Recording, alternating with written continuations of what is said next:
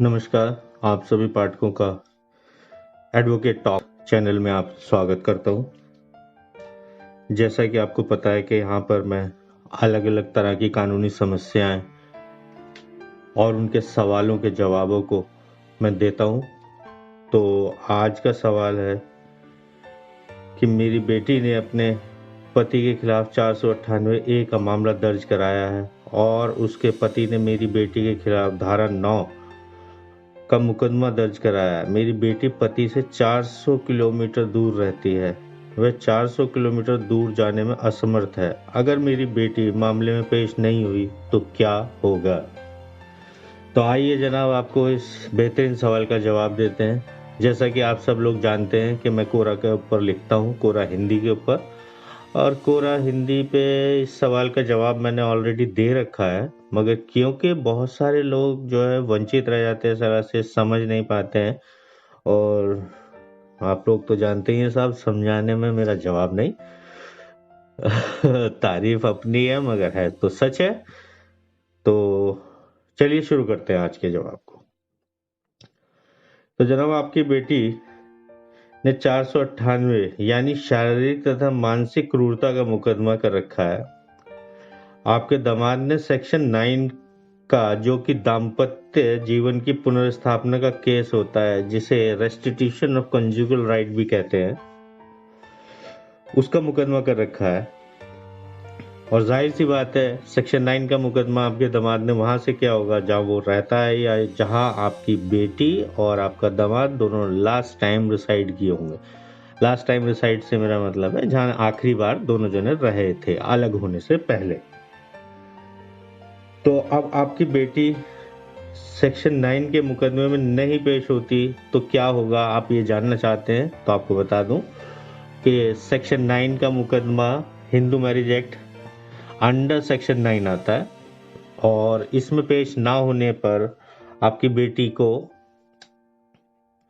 नुकसान केवल ये हो सकता है कि उसके खिलाफ एक्स पार्टी जजमेंट पास किया जा सकता है, जैसे कि सभी सिविल केसों में होता है। सिविल केस से मेरा मतलब है दीवानी केसों में, सभी केसों में होता है कि आप केस करते हैं, लड़ते हैं, और अगर आप उसमें अपेयर हो जाते हैं तो आपको पूरा मौका दिया जाता है। आप केस को लड़ेंगे, उसको फाइट करेंगे, अपना जवाब देंगे, दूसरा जवाब देगा, यानी चलेगा तो साहब बहुत सालों तक केस, मगर वो चलता ही रहेगा। मगर अगर आप उसमें पेश नहीं होते, आपकी बेटी पेश नहीं होती, तो ऐसे में आपके खिलाफ एक तरफा जजमेंट कोर्ट पास कर सकता है, और उस एक तरफा जजमेंट में होगा ये कि आपके दामाद को केवल सुना जाएगा, और दामाद यदि अपना केस अदालत के समक्ष साबित करने में कामयाब रहता है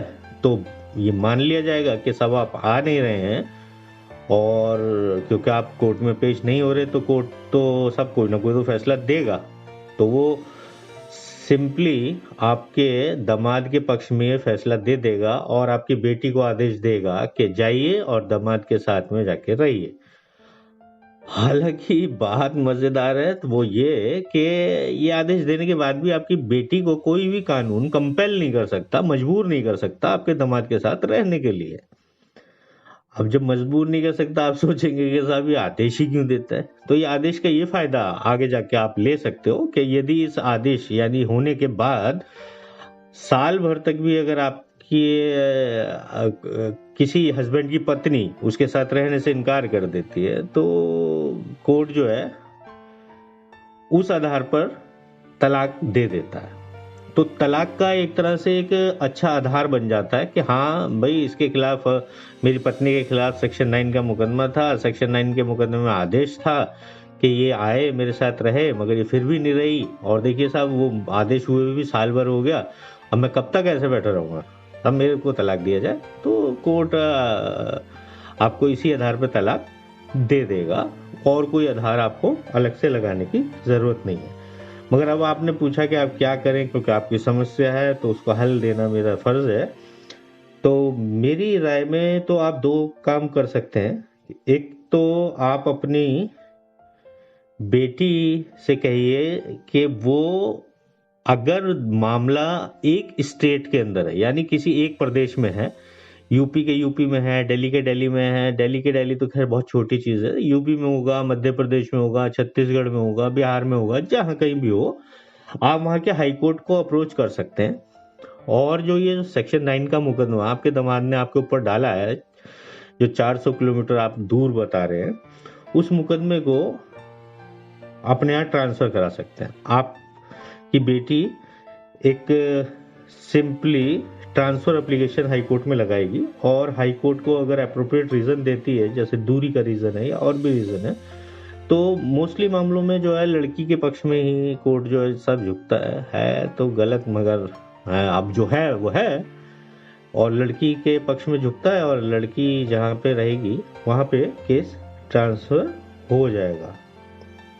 इसके अलावा आप जो कर सकते हैं वो ये है सिविल का केस है, क्योंकि आप अगर कुछ समय नहीं भी जाती बेटी आपकी, हर तारीख पे ना जाए, 3, 4, 5 तारीखों के बाद भी जाए, तो इन बिटवीन आपका वकील इस केस को हैंडल कर सकता है।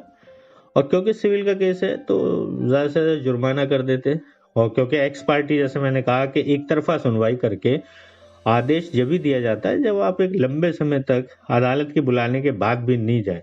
तो अगर आप उस केस को लगातार देख रहे हैं, और लगातार देखने पर आप समझ रहे हैं कि सब हाँ अभी ये उस स्टेज पे नहीं गया कि जहाँ एक्स पार्टी किया जाए, तो आप ये कर सकते हो कि 3, 4, 5 महीने नहीं गए, 5 महीने बाद एक तारीख पे चले गए। अब क्योंकि सिविल केस है तो ये बहुत लंबा चलने वाला है, तो जो 400 किलोमीटर जाने की समस्या है, जो आप सोच रहे हैं कि हर तारीख पे जाना जरूरी होता है, ऐसा जरूरी नहीं है। आप थोड़ा समय लेकर भी जा सकते हैं, और मेरे ख्याल में 4-5 महीने में एक बार अगर 400 किलोमीटर ट्रेवल भी करना पड़ा तो कोई बड़ी बात नहीं है।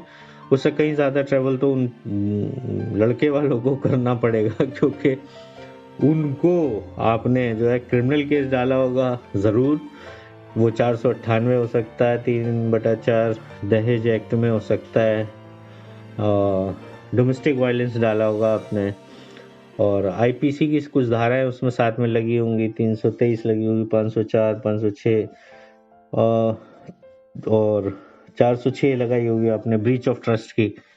तो इन सब बातों को देख के आप दोनों में से कोई भी काम कर सकते हैं, या तो उस केस को आप अपने डिस्ट्रिक्ट में जहां आपकी बेटी रह रही है वहां पर ट्रांसफर के लिए आप कंसर्न हाई कोर्ट जा सकते हैं, अगर मामला एक स्टेट से संबंधित है, एक राज्य से संबंधित है।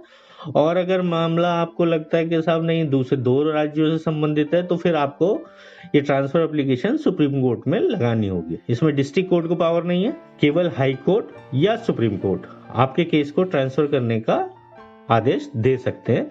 और ऐसा ट्रांसफर होने पर वहां पे जो भी जुडिशियल प्रोसीडिंग चल रही है, वो सारी प्रोसीडिंग वहां से हटकर आपकी जहां आपकी बेटी रहती है या आप रह रहे हैं वहां पर ट्रांसफर हो जाएगी, तो आपकी ये समस्या हल हो जाएगी। तो उम्मीद है मैं आपके सवाल का ठीक से जवाब दे पाया हूँ, और क्योंकि कोरा के पाठक भी आकर मुझको यहाँ पर जरूर सुनेंगे, तो इसलिए मैं उनका भी तहे दिल से धन्यवाद करता हूँ।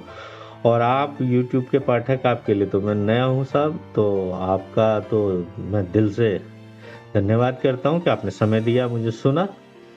अब चैनल को सब्सक्राइब करें ये या लाइक करें, ये बात कह तो सब देते हैं, मगर मैं आपका टाइम वेस्ट नहीं करूंगा। आपकी इच्छा है साहब, जो करना चाहें आप कर सकते हैं।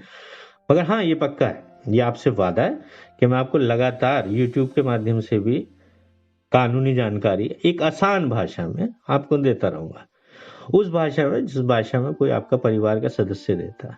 तो मुझे भी आप अपने परिवार का सदस्य समझिए और मदद कीजिए साहब, क्या दिक्कत है आपको।